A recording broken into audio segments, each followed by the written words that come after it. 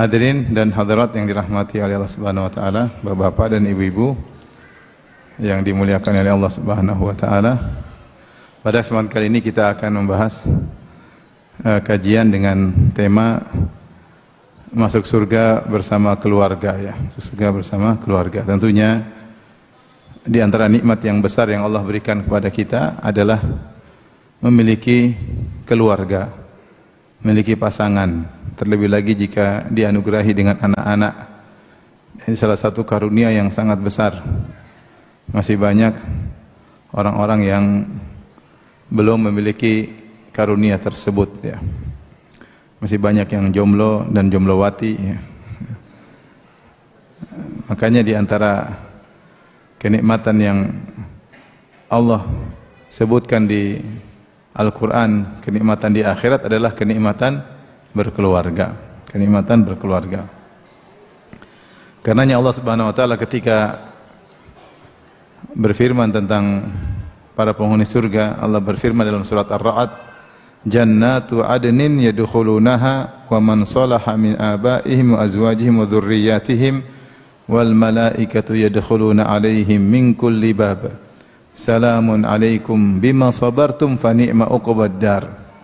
Dalam surat Ar-Ra'd Allah berfirman, surga Aden, yaitu surga yang kekal abadi, yang kenikmatannya abadi, penghuninya juga abadi. Yadkhulunaha, mereka masuk dalam surga tersebut. Wa man salaha min abaihim wa azwajihim wa dzurriyyatihim. Demikian juga orang-orang yang saleh dari kalangan orang tua mereka, pasangan-pasangan mereka, istri-istri mereka dan anak-anak mereka. Dan malaikat masuk menemui mereka dari setiap pintu dengan berkata, keselamatan atas kalian masuk surga karena kesabaran kalian.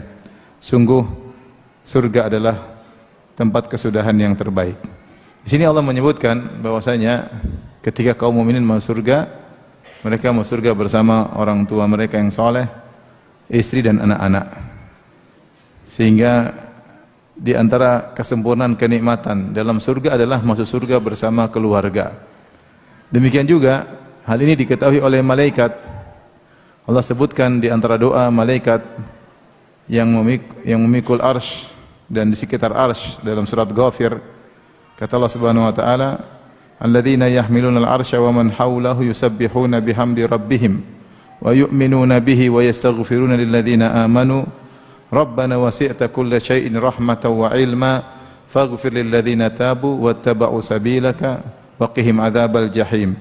Rabbana wa adkhilhum jannati 'adnin allati wa'adtahum wa man salaha min abaihim wa azwajihim wa dzurriyyatihim innaka antal azizul hakim wa qihimus sayyi'at."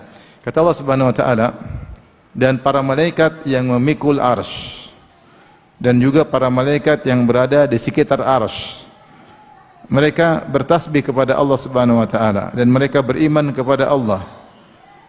Dan mereka memohonkan ampunan buat orang-orang yang beriman. Mereka berdoa, "Ya Rabb kami, sungguhnya rahmat-Mu dan ilmu meliputi segala sesuatu. Faghfir lil ladzina tabu, ampunilah orang-orang yang bertaubat dan juga yang mengikuti jalan-Mu.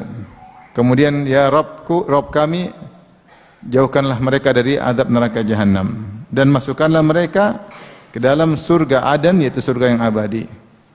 Demikian juga masukkanlah orang tua mereka yang saleh, istri-istri mereka yang saleh dan anak-anak mereka yang saleh."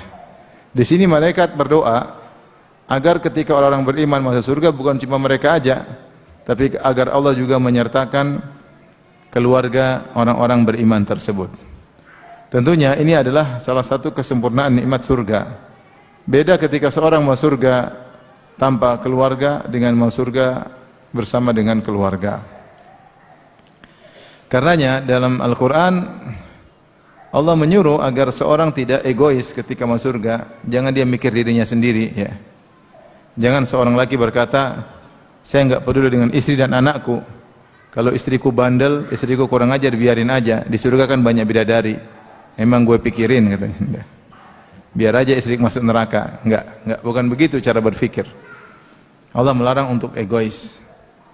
Oleh karenanya Allah memerintahkan orang-orang beriman untuk mengajak keluarganya masuk surga bersama.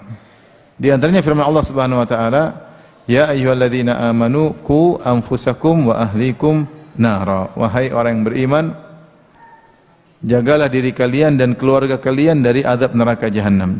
Allah tidak mengatakan jagalah diri kalian dari neraka jahanam, tidak. Tapi Allah mengatakan jagalah diri kalian dan keluarga kalian, itu anak istri kalian jaga jangan sampai masuk dalam neraka.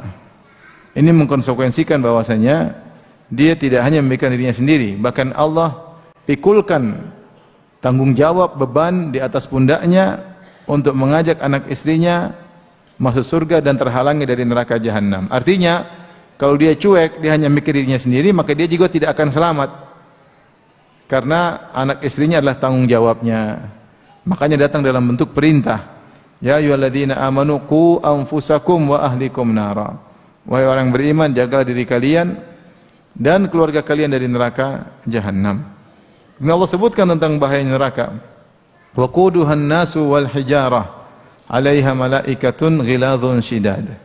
Yang di neraka tersebut, ya, bahan bakarnya adalah manusia dan batu. Artinya manusia kalau dibakar di neraka, dia terbakar dan dia juga membakar. Seperti kayu kalau kita bakar, dia terbakar dan dia juga mengeluarkan api. Manusia. Wal hijarah, dan juga batu yang ikut membakar. 'Alaiha malaikatun ghiladzun shidad. Pada neraka tersebut ada malaikat-malaikat yang ghilad shidad, yang kasar dan keras. Sikapnya keras, perkataannya kasar, lengkap. Sikapnya keras dan perkataannya kasar, tidak ada basa-basi keras. La ya'sunallaha ma amarahum, yang mereka tidak pernah membangkang kepada Allah atas apa yang Allah perintahkan kepada mereka. Wa yaf'aluna ma yu'marun, dan mereka mengerjakan apa yang diperintahkan. Itu Allah yang mengingatkan, kalau sudah masuk neraka tidak mungkin malaikat diajak kompromi, enggak ada. Hati-hati. Kalau dia masuk neraka, malaikat tersebut keras, kenceng, perkataannya menyakitkan. Sikapnya keras, taat kepada Allah, tidak bisa diajak kompromi. Makanya ketika penghuni neraka mencoba untuk mengajak kompromi kepada malaikat, ya, mereka minta untuk dimatikan. Wa nadau ya Malik liyaqdi alaina rabbuk qala innakum makithun. Mereka berkata, wahai malaikat Malik, mintalah kepada Allah agar mematikan kami, tersiksa kami, mending mati. Kata malaikat Malik, innakum makithun, tidak ada mati, kalian akan situ selama-lamanya. Subhanallah. Tidak bisa diajak kompromi. Mereka juga berkata, penghuni neraka berkata kepada, wa qala alladziina kafaru li khazanati jahannam ud'u rabbakum yukhaffif 'anna yawman minal adab. Berkata penghuni neraka kepada penjaga neraka, mintalah kepada Rabb kalian agar mengurangi azab kami meskipun hanya sehari. Tidak dikasih. Malaikat tidak bisa diajak kompromi. Makanya Allah ingatkan, hati-hati. Selamatkan diri kalian dan anak istri kalian dari neraka yang bahan bakarnya manusia dan batu, kemudian penjaganya keras, kasar, dan tidak bisa diajak kompromi. Taib. Ini menunjukkan bahwasanya beban untuk mengajak anak istri agar selamat dari neraka dibebankan kepada kepala rumah tangga, itu kepada suami. Demikian juga dalam ayat yang lain, di akhir surat Thaha, kata Allah Subhanahu wa taala, wa'mur ahlaka bis salati wastabir 'alaiha la nas'aluka rizqan nahnu narzuquk wal 'aqibatu littaqwa. Kata Allah Subhanahu wa taala, perintahkanlah keluarga kalian, yaitu anak istri kalian, bis salat, untuk salat, perintah. Ya, wa'mur ahlaka bis salati wastabir 'alaiha, dan tambahkanlah kesabaran untuk salat. Ya, sabar. Kau bersabar, kau sendiri bersabar untuk salat. Wastabir. Allah tidak mengatakan wasbir, tapi ada tambahan wastabir, ada huruf ta di situ. Untuk tambahan huruf menunjukkan tambahan perbuatan, yaitu benar-benar bersabarlah engkau dalam salat dan juga benar-benar bersabar dalam memerintahkan anak istri untuk salat. Kemudian Allah ingatkan, la nas'aluka rizqan, kami tidak pernah minta rizki darimu, kami tidak pernah nuntut kamu cari rizki banyak-banyak, karena jadikan alasan untuk lupa menyuruh anak istri ibadah. Nahnu narzukuk, justru kami yang kasih rizki kepada kalian. Itu Allah mengingatkan, ada sebagian orang yang mereka gara-gara cari rezeki lupa mendakwahi anak istri. Sibuk cari sesuap emas, bukan suap nasi ya. Sehingga akhirnya lupa untuk mendakwahi anak istri. Maka Allah mengatakan, la nas'aluka rizqan. Kami tidak minta rezeki dari kalian. Nahnu narzuquk, justru kami yang beri rezeki kepada kalian. Sebenarnya mengatakan, kalau seorang suami menyuruh anak istrinya untuk salat, itu adalah sebab untuk ditambah rezeki dari Allah. Karena Allah yang bilang, perintahkan mereka salat, nahnu narzuquk, kami yang kasih rezeki. Ya, jangan sampai ada syubhat mengatakan, waduh kalau saya suruh anak istri salat nanti rezeki saya berkurang karena waktu kerja saya berkurang. Tidak. Menyuruh mereka untuk salat tidak butuh waktu lama, dan Allah justru janji akan ditambahkan rezeki. Wal aqibatu littaqwa, dan kesudahan yang indah bagi orang yang bertakwa. Tugasmu kamu salat, suruh anak istri salat, kamu akan mendapatkan kesudahan yang indah. Oleh karenanya, ini juga dalil bahwasanya seorang tidak boleh egois hanya memikirkan dirinya sendiri. Jangan dia bilang cuma saya yang ngaji. Kamu ngaji, ajak anak istrimu juga ngaji. Sehingga ini memberi isyarat bahwasanya seorang lelaki harus menyisakan waktu untuk mendakwahi anak istri. Telepon istri, telepon anak-anak, meskipun anak jauh. Telepon sudah salat belum? Jangan lupa berdoa. Jangan lupa salat malam. Jangan lupa doain bapakmu, utang bapakmu belum lunas. Seru anak, telepon anak-anak. Telepon anak-anak sehingga anak ada kontak batin. Mereka merasa orang tua mereka perhatian kepada mereka ya. Ya, telepon istri. Sayang, udah salat belum? Sayang, jangan lupa salat witir. Jangan lupa bangun malam. Si tahu, udah ngaji belum? Hari ini udah ngaji belum? Berapa halaman ngaji? Tanya. Jangan kita cuek-cuek saja. Semua orang bisa imannya naik turun. Bisa iman naik turun. Istri juga begitu. Tanya suaminya, Mas, hari ini mata jelalatan enggak? Saya aja Ustadz sering ditegur sama istri saya. Saya Ustadz kalau mau keluar, istri bilang, jangan lupa baca doa. Kalau saya keluar pagi-pagi, sudah zikir pagi petang belum? Masya Allah. Saya kayak anak TK diceramain sama istri. Ini beneran, saya bukan main-main ya. Nanti kalau saya di pesawat, mata itu hati-hati mata. Ini saya ustadz. Tapi saya nggak bilang saya ustadz, nggak usah ceramain itu, nggak usah. Ya, karena saya juga iman naik dan turun. Ya. Kadang kalau saya sudah duduk depan bisnis kelas, di depan pramugarinya kayak gitu modelnya, turunkan pandangan, wah nggak bisa di depan saya bilang. Kalau di depan susah. Berusaha tapi susah. Mau saya saling menasihati ya. Betapa bahagia kita seorang suami diingatkan oleh istri. Jadi istri enggak usah pakai menegur dengan kata-kata yang baik. Itu membuat suami tambah sayang sama istri.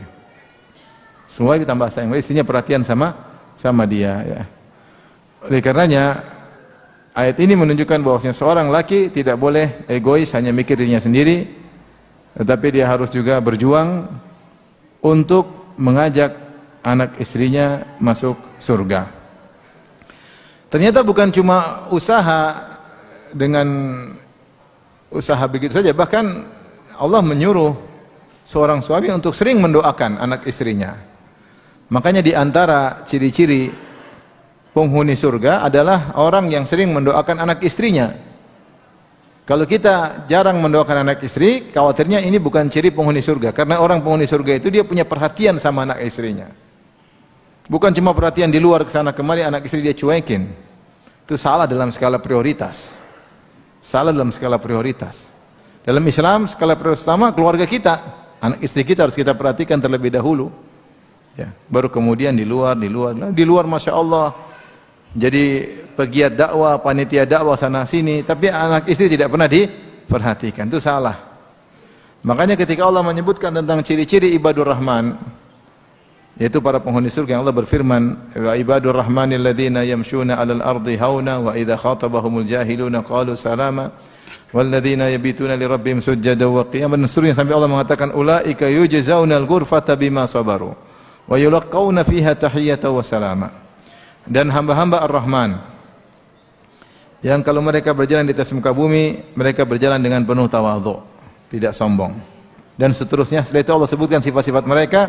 Di akhir ketika Allah sudah menyebutkan sifat-sifat mereka, Allah berkata, ulaika yujzaunal ghurfata bima sabaru. Mereka itulah orang-orang yang masuk surga karena kesabaran mereka. Di antara ciri-ciri ibadur rahman penghuni surga, Allah berfirman, walladzina yaquluna rabbana hab lana min azwajina wa dhurriyyatina qurrata a'yun waj'alna lil muttaqina imama. Dan orang-orang yang senantiasa berdoa, ya Rabb kami, jadikanlah istri kami dan anak kami, jadikanlah istri-istri kami dan anak-anak kami qurrata a'yun, yaitu penyejuk pandangan mata kami, ya, yaitu anak-anak yang saleh dan istri-istri yang salehah. Waj'alnil muttaqina imama, dan jadikanlah kami sebagai teladan bagi orang-orang yang beriman. Di sini Allah menggunakan fi'il mudhari' walladzina yaqulun, dan orang-orang yang senantiasa berdoa. Fi'il mudhari' itu menunjukkan continuous tense, ya, dan menunjukkan tajaddudal fi'il. Tajaddudal fi'il yaitu fi'il perbuatan yang berulang-ulang. Jadi sering berdoa dalam kesehariannya dengan doa tersebut. Maka tidak kita selipkan doa ini kalau kita lagi sholat malam, dengan doa sungguh-sungguh, dengan penuh penghayatan. Karena kita tahu betapa bahagianya ketika anak istri kita soleh dan soleha. Puncak kebahagiaan dunia sebelum akhirat. Dan kita tahu betapa sengsaranya jika seorang diuji dengan istri yang kurang ajar dan anak yang kurang ajar. Penderitaan yang luar biasa. Makanya kalau berdoa, doa dengan serius. Rabbana hablana min azwajina wa dhurriyyatina qurrata a'yun waj'alna lil muttaqina imama. Ya Allah, jadikanlah anak-anak kami, istri-istri kami, ya, sebagai istri-istri yang soleha dan anak-anak yang soleh. Dan jadikanlah kami, ya, lil muttaqina imama. Jadikanlah kami adalah qudwah, teladan bagi orang-orang yang beriman. Berdoa dengan doa yang benar-benar tulus. Sehingga ini doa tingkat tinggi. Bukan cuma minta anak istri jadi soleh dan soleha, tapi minta agar keluarga kita menjadi qudwah.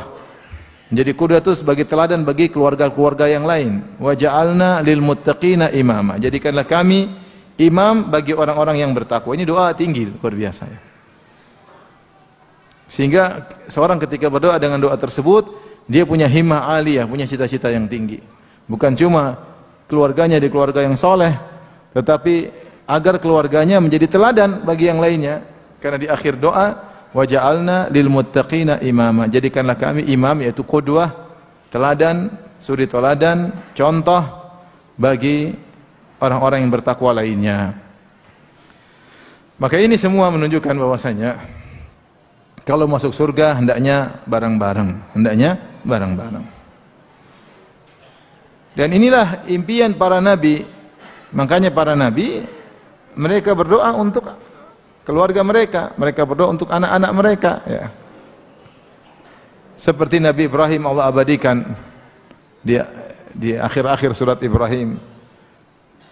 Wa idz qala Ibrahim rabbi ja'al hadzal balada amina wa junubni wa baniya an na'budal asnam. Ya Rabbku, ketika Ibrahim berdoa, ya Rabbku, jadikanlah kota Mekah negeri yang aman. Wa junubni wa baniya, dan jauhkanlah aku dan keturunanku dari penyembahan berhala, dari kesyirikan. Rabbi innahunna adlalna katsiran minan nas. Sungguhnya berhala-berhala banyak menyesatkan manusia. Faman tabi'ahu fa innahu minni wa man 'asani fa innahu ghafurur rahim. Rabbana inni askantu min dzurriyyati biwadin ghairi dzi zar'in 'inda baitikal muharram. Rabbana liyuqimus shalah. Ya Allah, aku letakkan putraku di lembah yang kering, yang tandus. Buat apa? Liyuqimus salat, agar mereka menegakkan salat di sini, menegakkan salat di Mekah. Itu Nabi Ismail. Waj'al afidatan minan nasi tahwi ilaihim warzuqhum minats thamarati la'allahum yashkurun. Ya Allah, jadikanlah hati-hati manusia condong kepada mereka, selalu rindu ke Mekah.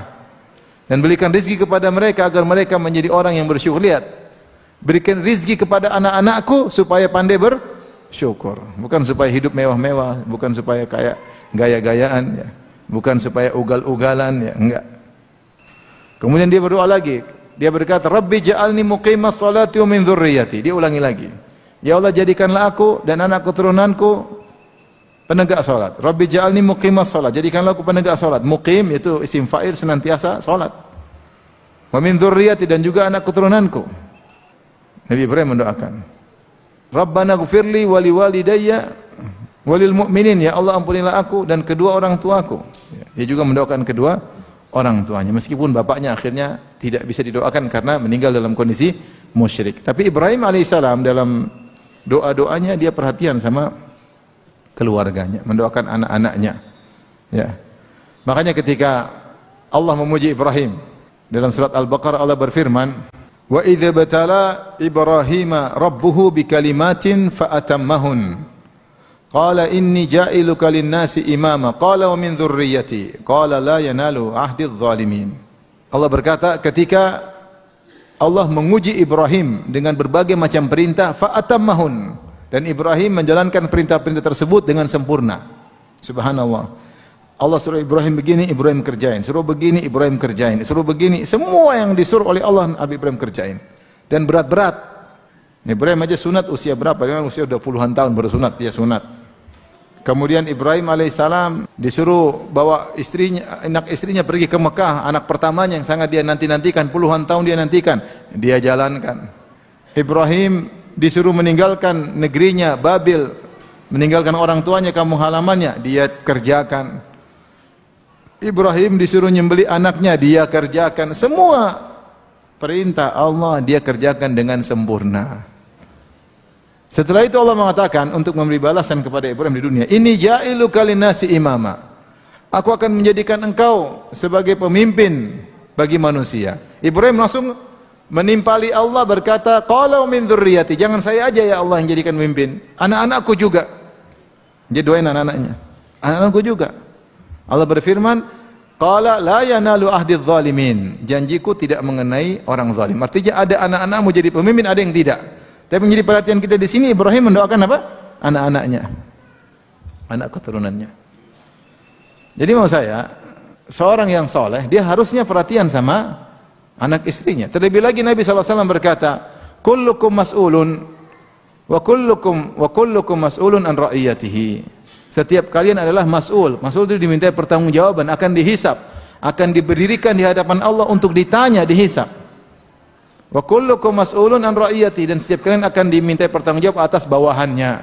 Bukankah kita kepala keluarga punya bawahan? Istri kita, anak kita, itu adalah anggota keluarga kita. Kita sebagai pemimpin rumah tangga, maka kita pasti akan ditanya. Bukan ditanya cuma sudah kasih makan belum, tidak. Bagaimana pendidikannya?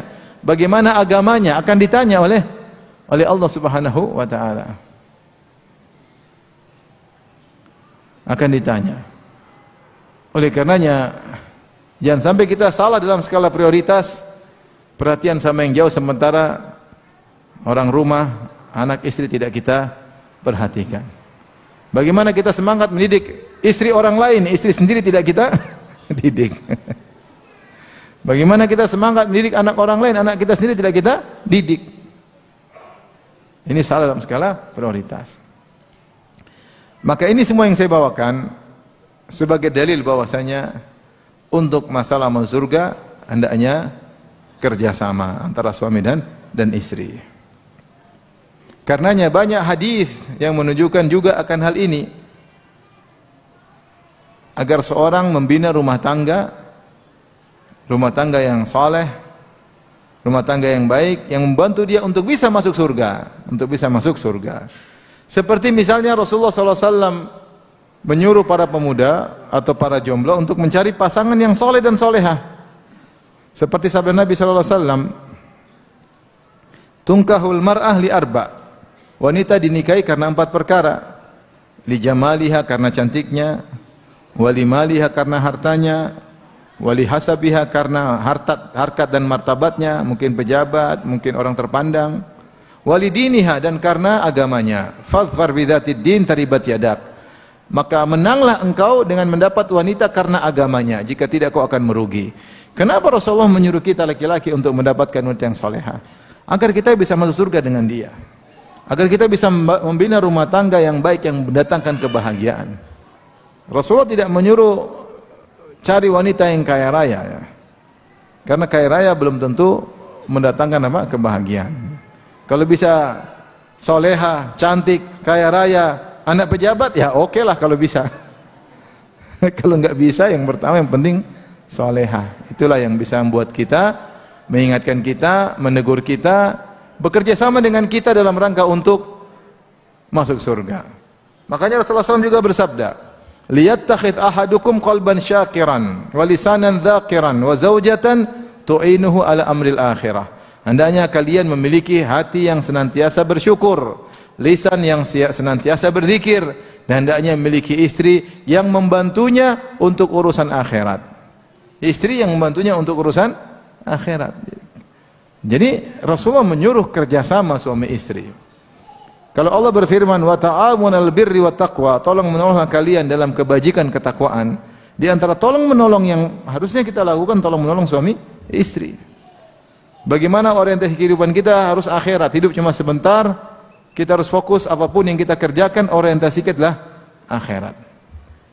Oleh karenanya, ini semua menunjukkan bahwasanya perlu kerjasama antara suami dan istri untuk masuk surga, ya, untuk masuk surga. Maka istri itu diajak ngaji, istri ditanya, diingatkan sudah baca Quran belum hari ini, sayang sudah zikir pagi petang belum, tanya sama istri, WhatsApp sudah dibaca belum, sudah.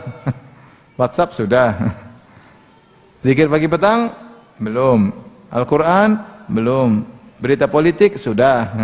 Berita artis, berita kecantikan sudah. Al-Quran belum. Ya. Tentu rumah tangga begini yang indah, saling apa? Mengingatkan.